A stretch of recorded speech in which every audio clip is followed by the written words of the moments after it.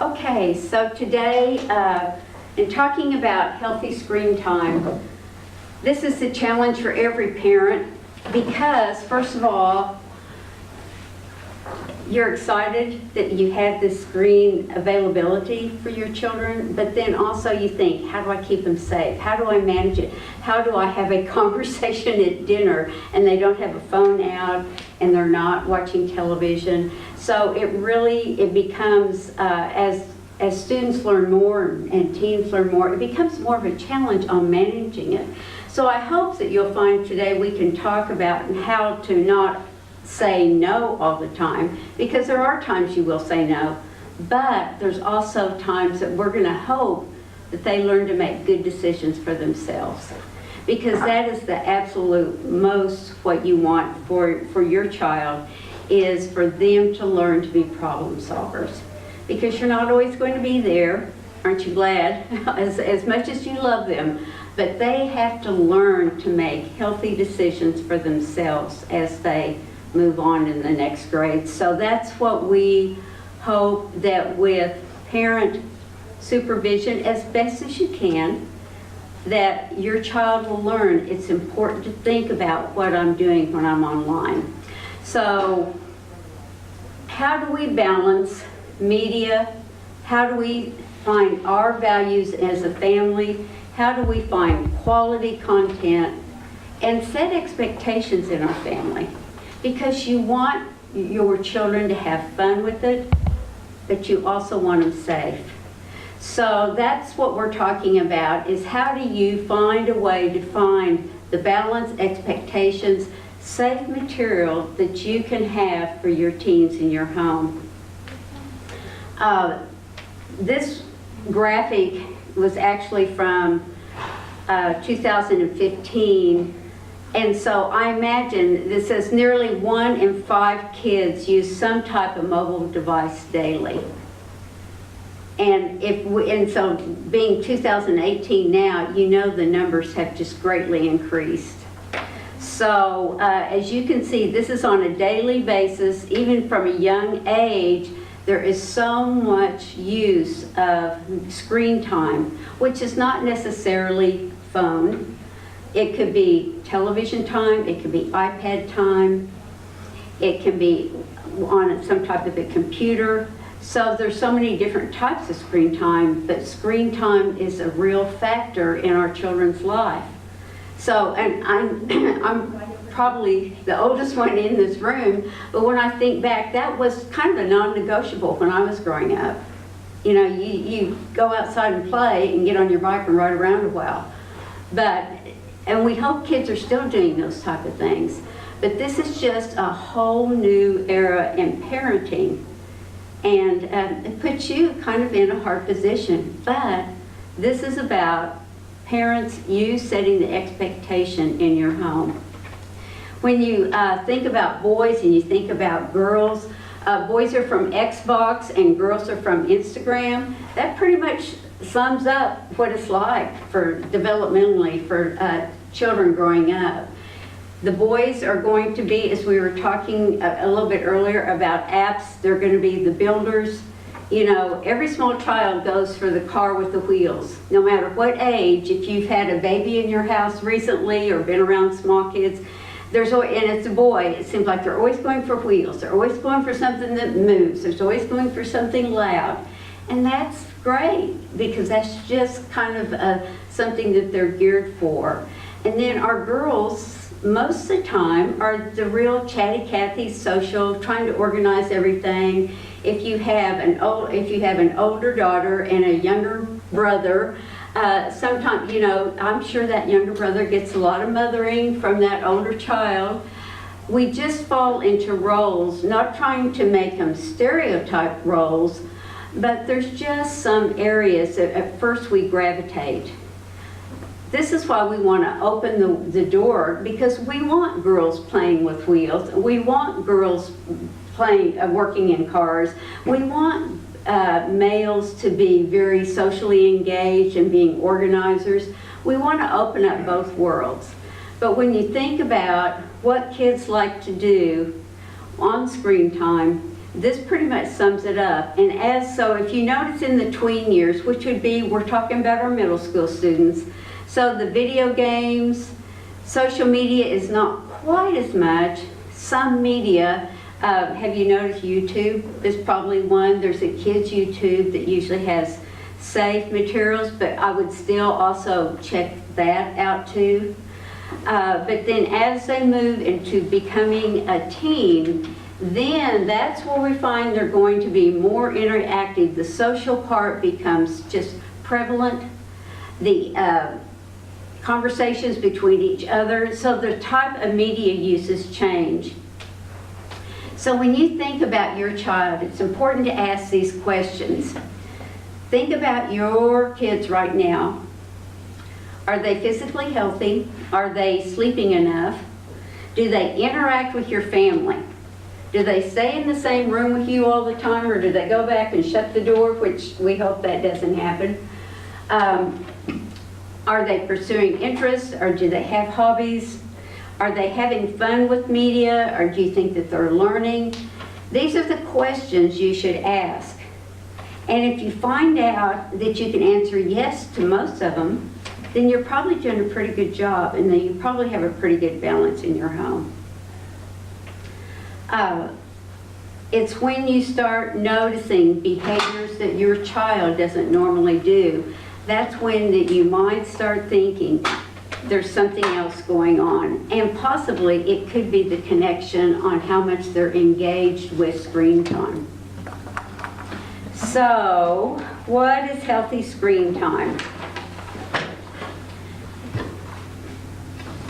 The easiest definition on healthy screen time is if it's an activity that you're actually engaged, that you're actually participating, if there is something that you are learning, if you have some sort of physical engagement, but you know, with the Wii game, how you can play tennis and do bowling, that's not really considered a physical activity, although they might jump up and down and expend a few calories. But so anything that really involves a thinking process is called active screen time. And this is the healthiest form of screen time. Anytime you have software that has an educational component, if you have activities that you can do, it could be playing educational games, especially with younger children. There's a lot of educational games. They learn how to edit, they learn how to make YouTube videos and how to upload. If there's a learning process, that's called healthy active screen time. Then we have the passive screen time. This is when you could be just plopped in front of the TV and you just binge watch TV, mindless hours watching TV. This is when you really don't absorb cognitively anything. You're just present and you're listening and you're watching the screen only. And sometimes I think of that as being like when people watch too much television. And sometimes the more TV they watch, the more TV they want to watch. So TV is fine. It's just having that right balance on TV and having the limits on TV. I would say all of us like to watch TV at various times. But it's just everything is fine. It's finding the moderation that fits your family values. What do you consider important for your family? And also, when you're watching TV, are you watching TV with your teen or preteen or child? Are you engaging with them? You can take a TV show and say, so what did you think about that? What would have happened if the dog would have come back earlier and helped John find his way home? What do you think would have happened then? If you take just a regular TV show and engage with them, that can become an active learning time. It's that interaction with mom and dad and child that makes it important. So let's talk about, now, there's a lot of information out there about screen time, especially for young children. Active screen time. If you happen to have a baby in your family or care for a baby, they really do discourage under 18 months, except video chatting. If you're doing Skyping or some kind of interaction where they're seeing, maybe if you have a relative that is a grandparent and you're Skyping and you're video chatting or doing FaceTime with them, that is considered a positive because they're getting those visual cues from the adult and there's interaction happening between. And so it is really, the American Academy of Pediatrics really discourages screen time for children under 18 months. 18-24 months, they consider if there's some high quality programming like Sesame Street and the parent is with them, engaging with them during that time, and it's not just a babysitter, that's also considered a healthy time together when you have limits. So it's setting a specific limit of time on that. But that can be a real engaging time. It can be a very social, interactive time for baby. It could be a quality time between a parent and child. So with all of this, none of this is bad. It's just thinking about moderation and how you use it. When you have a child that's 2 to 5 years old, now it's a recommended limit media to 1 hour or less per day of high quality programming with parent interacting. That's the recommendation. I do know that's hard because most parents work and there's a lot probably going on in every household, but that is a recommendation they have. Also for this time, they just recommended not to have any type of video time screening, television on during meals. They recommended not to have any type of screen time during a meal. So that way meals, because really your meals that you eat together are some of the most valuable time you have with your child, because everyone has busy days. And I know meals look different for all families, and I know people work all different types of hours, and it could be sitting down and, you know, picking up some fast food, but when you sit down together and talk with each other, there's some value. So it's really encouraged not to have any type of screening time during meals. What you're hoping the most can happen for your child is, sometimes we think, if we watch Sesame Street and if they learn to count or if they learn to speak Spanish, yes, that may be great, but the true higher order thinking skills, the skills that you really need to do well in school, the skills that you really need to do well in life, that kind of upper level thinking skills, it really happens from social interaction and just learning face to face. And so it really doesn't produce as much as what we would think in helping a child do better in school. That interaction with an adult, with a teacher, it would be far more beneficial. Also, again, from 0 to 6 years, they remember passive is where you're not really in the thinking mode or thinking process. That passive time is just when you're just literally watching something go by without taking any action. So they're not really recommending any passive time for this age of 0 to 6 years.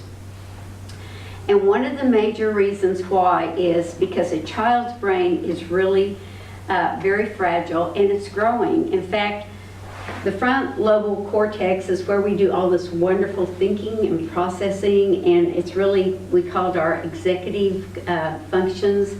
It's where we learn, where we think, where we process. This is my, if I do this, this will happen. If I do this, this will happen. This is what helps us make good decisions. This part of the brain is very fragile. Honestly, probably 24 to 25, it's still growing. And any time that anything may engage and distract from the brain growing in the proper manner can change the outcome of what a person does. And an example, another example off of screen time is, for example, when teens or preteens, let's say they illegally, which would always be illegal, use drugs or drink alcohol. This is one of the dangers when young people get involved with taking some type of drug, drinking, which we know it's illegal for their minors, but they have a far greater chance of addiction than an older person because their brain is still growing and can alter some paths of how that brain will grow. And so that is a very challenging factor. A younger person has a far greater chance of becoming addicted earlier just because their brain is growing. So this brain is just this wonderful part of our body. And we want to ensure that we're really helping everything grow properly so we can have the highest functions and all of our thinking skills. So there's an area in the brain where it's called the insula, and that is where empathy, like how do I care for other people, like if I pushed her, how would I think she would feel? But for some students that have excessive screen time over a long period of time, this part of the brain does not develop in the way it should. And sometimes there's, and it's hard for the right side of the brain to talk to the left side to talk to the right side. Yes? How do you spell that part of the brain that's where it's INSULA. Thank you. So sometimes, and I'm talking about excessive use. I'm not talking about the 1 hour a day. I'm talking excessive use over an excessive period of time. But there's a lot of research that they really feel that this is what leads to some violent tendencies in some semi-adults, let's say older teens and young adults. It's that excessive use because it becomes kind of an addictive, it can become an addictive behavior. So there is a lot to think about where, you know, this technology is so new. It's not new, but yet the amount of technology that the whole world has now is new. So it's really to think about balance. And if you can walk away with any word today, I think that word would be balance. Because media, screen time, computers, these wonderful laptops, they're such a gift for your children, and we want them to maximize their learning. And we want them to be able to enter the world that they're going to be living in. But it's just finding that balance while they're growing up. And if you can find the balance now, then chances are they'll probably take this with the rest of their life. It has to be said that the best thing that a child can do is having active play. And that is just the play that we always think about, going outside, playing on the playground, playing in the park, playing with toys, making houses, getting, I have grandsons and they like those little soldiers and they like to build forts and they're outside playing in those forts. Play is one of the best things that can help a child. Okay, so now we're going to go to active screen time when you're 6 to 10 years old. This is such a great age because they're so curious.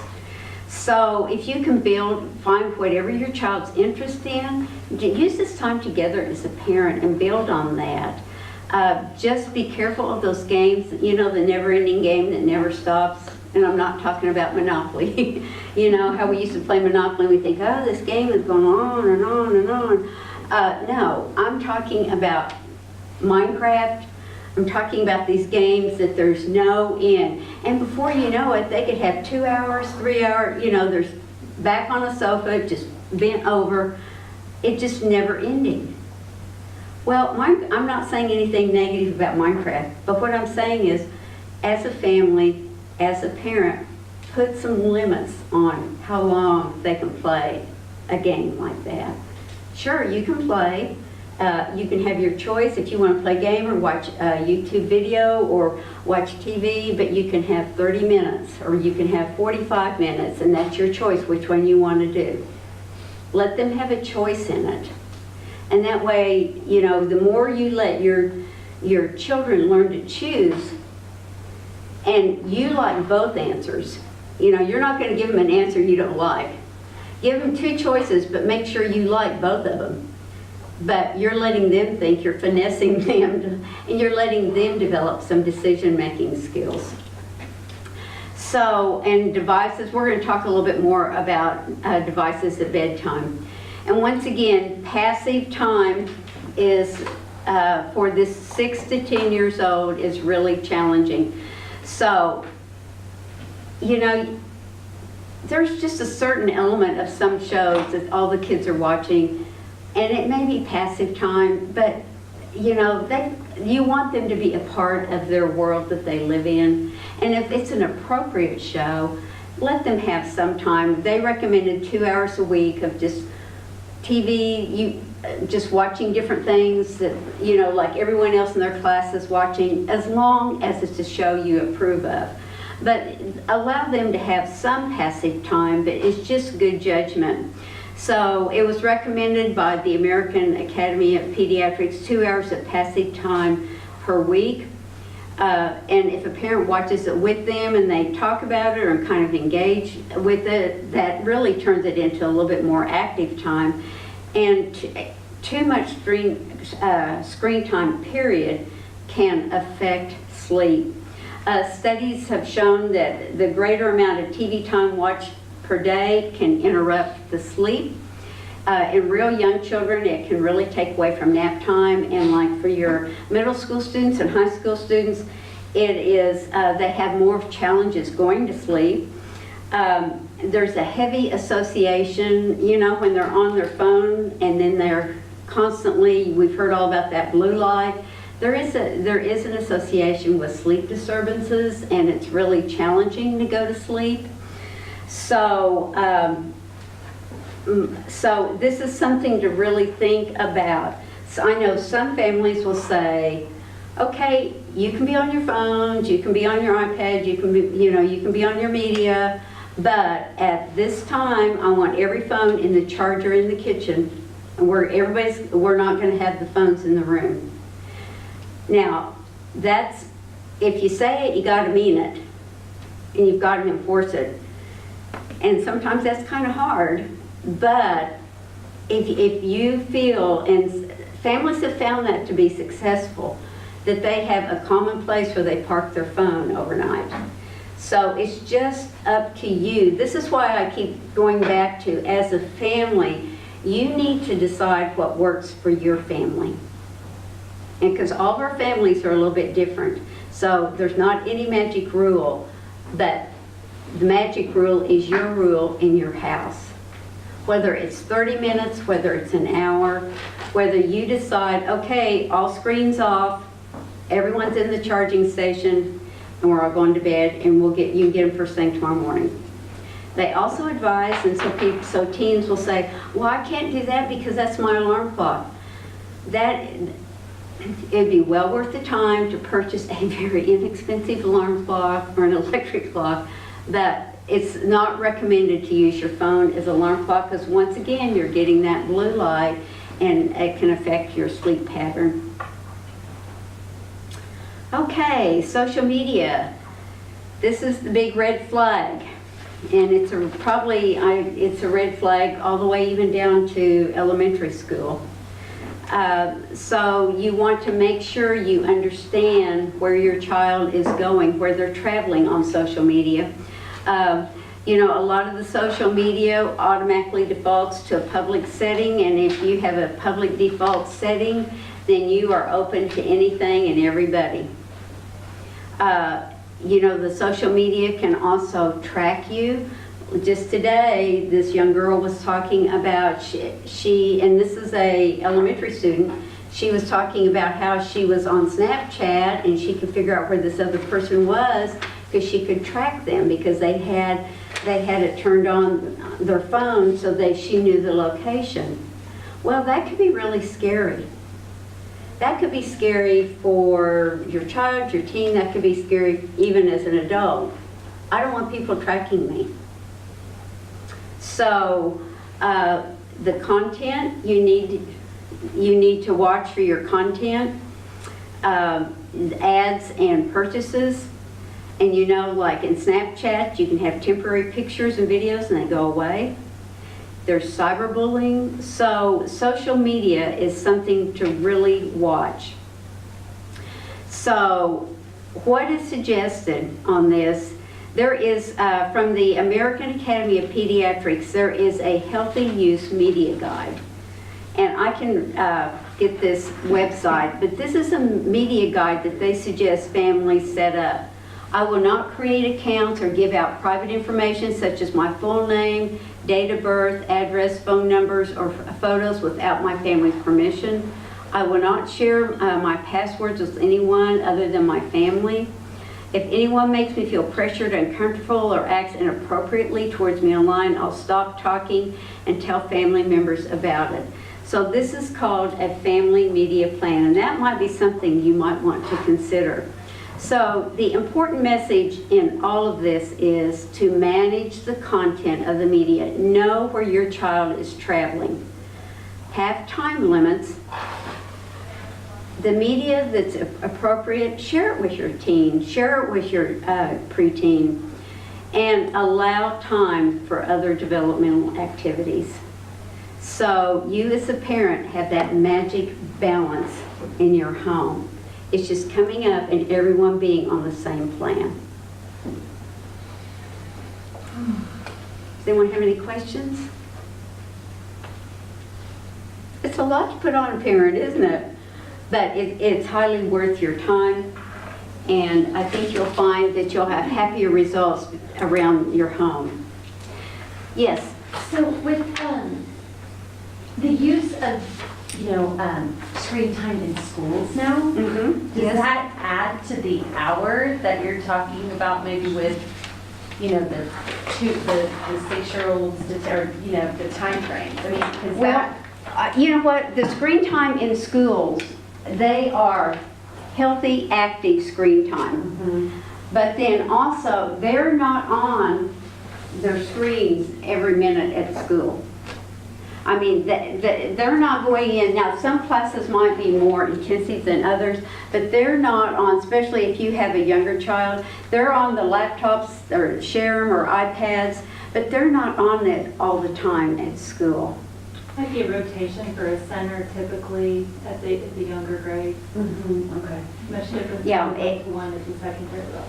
And it is active, healthy screen time. And also, you've got to remember how schedules are set up. There's also recess, there's lunchtime. They're engaged in lots of activities. But that's a good question. We try to keep it healthy in schools too. So this is, if you, we would like to have an evaluation. Is it at the And end? you can wait and give the feedback after your second session. If you're only Okay. attending this Yeah. and then leaving, we ask that you use that QR code.